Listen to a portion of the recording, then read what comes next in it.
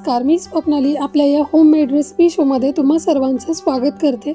आज आपण फरसबीची म्हणजेच बीन्सची भाजी अगदी सोप्या पद्धतीने कशी बनवायची ती पाहणार आहोत। सर्वात आधी आपण ही फरसबी निवडायची कशी ती पाहूयात। या शेंगा दिसताना अशा दिसतात। या शेंगांची वरची बाजू खालची बाजू आपल्याला काढून घ्यायची आणि मधली बाजू हाताने मोडून घेतली तरीही चालेल किंवा सुरीने कट केली तरी चालेल।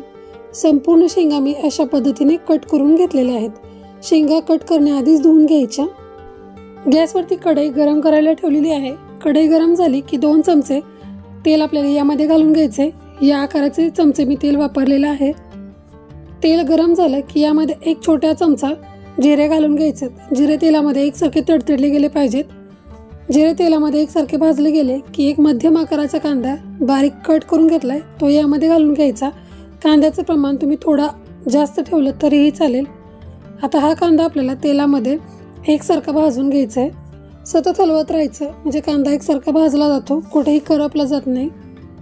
ही बीन्सची भाजी म्हणजेच फरसबीची भाजी टिफिन रेसिपी म्हणून अगदी झटपट तयार होते। जास्त वेळ लागत नाही, फक्त शेंगा निवडून घ्यायच्या आणि या शेंगांमध्ये बाकीचे मसाले ॲड करून भाजी झटपट तयार करून घ्यायची। आपल्या चॅनलवरती मी याआधी भरपूर प्रमाणामध्ये टिफिन रेसिपी शेअर केलेल्या आहेत। तुम्हाला या रेसिपीज कशा वाटतात ते मला कमेंट करून नक्की सांगा। व्हिडिओ आवडला तर लाईक, शेअर आणि चॅनलला सबस्क्राईब करायला विसरू नका। इथे पाहू शकता आपला कांदा एकसारखा भाजला गेलेला आहे। आता यामध्ये एक मोठ्या आकाराचा टोमॅटो बारीक कट करून घेतलाय तो यामध्ये घालून घ्यायचा। टोमॅटो शक्यतो पिकलेला असेल लाल रंगाचं ते वापरायचं। आता हे टोमॅटो आपल्याला यामध्ये एकसारखं भाजून घ्यायचंय। टोमॅटो भाजण्याआधी आपण यामध्ये अर्धा चमचा मीठ घालून घेऊयात। मिठाचा वापर मी या भाजीमध्ये एकदाच करणार आहे, त्यामुळे मी एकदाच हे मीठ घालून घेतलेलं आहे। आता हे टोमॅटो आपण यामध्ये एकसारखं मिक्स करून घेऊयात। टोमॅटो भाजत असताना गॅस मोठाच ठेवायचा। आपण ज्या वेळेस टोमॅटो यामध्ये घालतो, टोमॅटो चिरताना त्यामध्ये भरपूर प्रमाणामध्ये पाणी निघतं। हे पाणी ही टोमॅटोमध्ये असतं, ते पाणी या भाजीमध्ये जातं म्हणजेच तेलामध्ये मिक्स होतं। नंतर हे तेल संपूर्णपणे ओलसर दिसायला सुरुवात होते। तेल कमी आणि पाणी जास्त दिसतं। मीठ घातल्यानंतर ह्याला भरपूर प्रमाणामध्ये पाणी सुटलं जातं। यासाठी गॅस मोठा ठेवायचा आणि टोमॅटो थोडा वेळ यामध्ये शिजवून घ्यायचे। जरी तुम्ही झाकण ठेवलं तरीही चालेल किंवा असंही टोमॅटो वाफवून घेतलं तरीही चालेल। जर तुम्हाला टोमॅटो पूर्णपणे यामध्ये विरघळवून घ्यायचे, थोडा वेळ चमच्याने दाबून घ्यायचं म्हणजे टोमॅटो आतल्यात छान विरघळले जातात। टोमॅटो इथे पाहू शकता छान असे विरघळले गेलेले आहेत। आता यामध्ये आपण बाकीचे मसाले ॲड करून घेऊयात। 1 चमचा धने पावडर, 1 छोटा चमचा हळद, आवडीनुसार लाल तिखट किंवा कांदा लसूण मसाला घातला तरी चालेल। मी इथे 1 चमचा कांदा लसूण मसाला यासाठी वापरलेला आहे।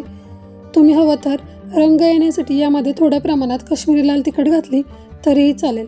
आता हे संपूर्ण मसाले आपल्याला तेलामध्ये खरपूस होईपर्यंत भाजायचे आहेत। मसाला जेवढा तेलामध्ये छान भाजला जातो तेवढीच भाजीची टेस्ट खूप छान लागते। मसाल्याला एकसारखं तेल सुटायला लागेपर्यंत हा मसाला हलवत राहायचा आणि शिजवून घ्यायचा। इथे पाहू शकता संपूर्ण मसाला आपला एकसारखा भाजला गेलेला आहे। संपूर्ण तेलही बाहेर यायला सुरुवात झालेली आहे। आता यामध्ये आपल्याला ज्या शेंगा आपण ज्या निवडून ठेवल्या होत्या ते यामध्ये घालून घ्यायचे। शेंग मी संपूर्ण यामध्ये घालून घेतलेली आहे। मीठ आपण सुरुवातीला टोमॅटो शिजवत असताना घातले होतं, आता मीठ घालायची गरज नाही आहे। मसाला लागेपर्यंत ही शेंग एकसारखी मिक्स करायची। थोडा वेळ मसाल्यामध्ये ही शेंग परतवून घ्यायची। आता यामध्ये अगदी थोड्या प्रमाणामध्ये पाणी घालून घ्यायचं आहे। मसाला ओलसर होईल इथपर्यंतच पाणी घालायचं। शेंग ही वाफेवरती छान शिजली जाते, पण आपण थोडंसं पाणी यामध्ये घालून घेतलंय मसाला आपला कोरडा पडू नये यासाठी। एकसारखी आपण यामध्ये मिक्स करून घेतलेली आहे। आता यावरती झाकण ठेवून देऊया आणि साधारण 5 ते 7 मिनिट ही शेंग शिजवून घेऊया। 7 मिनिटांमध्ये ही शेंग आतल्यात छान शिजली जाते। तुम्ही पाहू शकता पाणी संपूर्ण गेलेलं आहे आणि संपूर्ण तेल बाहेर आलेलं आहे। आता ही शेंग आपण एकसारखी मिक्स करून घेऊयात। शेंग शिजलेली आहे का तीही पाहूयात। शेंग गरम आहे, लगेच मोडते समजायचं आपली शेंग शिजलेली आहे। आता ही शेंग अजून मिळून आलेली नाहीये, यासाठी यामध्ये भाजलेले शेंगदाण्याचं कूट आहे ते 2 चमचे यामध्ये घालून घ्यायचं। कूट घातल्यानंतर ही शेंग एकसारखी मिक्स करून घ्यायची। अगदी छान अशी लागते। कुटामुळे या भाजीची टेस्ट अधिकच खुलून येते आणि भाजीही चवीला अप्रतिम लागते। तयार झालेली भाजी तुम्ही भाकरी, चपाती कशासोबतही खा, चवीला खूप छान लागते। अशी ही फरसबीची भाजी खाण्यासाठी तयार होते। आता गॅस लहान करायचा आणि यावरती झाकण ठेवून 2 मिनिट याची वाफ काढायची। शेंगदाण्याचं कूट घातल्यामुळे यातून तेल छान सुटायला मदत होते आणि शेंगदाण्याचं कूट ही आतल्यात खरपूस भाजलं जातं, त्यामुळे भाजीची टेस्ट अधिकच छान लागते। आता हा मसाला एकसारखा मिक्स करून घेऊयात, गॅस बंद करूयात आणि ही शेंग आहे ती खाण्यासाठी लगेच वाढून घेऊयात। अगदी झटपट अशी तयार होते।